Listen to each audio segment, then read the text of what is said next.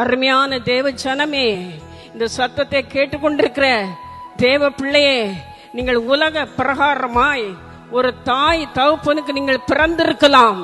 ஆனாலும் கூட உலக தோற்றத்துக்கு முன்னதாகவே உங்களை முன்குறித்த தேவன், உலக தோற்றத்துக்கு முன்னதாகவே உங்களை தெரிந்து கொண்ட தேவன், உலக தோற்றத்துக்கு முன்னதாகவே உங்களை அழைத்த தேவன், உலக தோற்றத்துக்கு முன்னதாகவே உங்களை அபிஷேகித்த தேவன், உலக தோற்றத்துக்கு முன்னதாகவே உங்களை வேறு பிரித்த தேவன், உலக தோற்றத்துக்கு முன்னதாகவே இந்த தாய் இந்த தகப்பன் வயிற்றிலே நீங்கள் பிறக்க வேண்டும் சொல்லி உங்கள் பிறப்பையும் உங்கள் எல்கைகளையும் நீங்கள் எங்கே குடி இருக்க வேண்டும் சொல்லி உங்கள் எல்கைகளையும் முன்குறித்த தேவன்.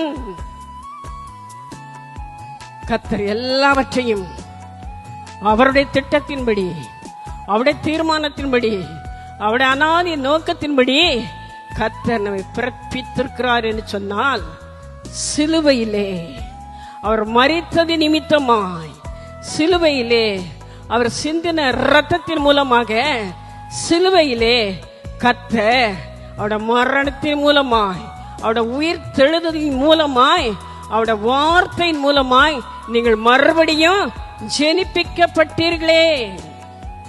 நீங்கள் மறுபடியும் புது சிருஷ்டியாய் பிறப்பிக்கப்பட்டீர்களே.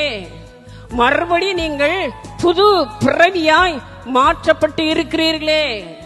மறுபடியும் நீங்கள் இந்த கிறிஸ்துக்குள்ளான வாழ்க்கையை நீங்கள் அனுபவிக்க வேண்டும் என்று சொல்லி முன் குறிக்கப்பட்டு இருக்கிறீர்களே. ஆமாவா இல்லையா?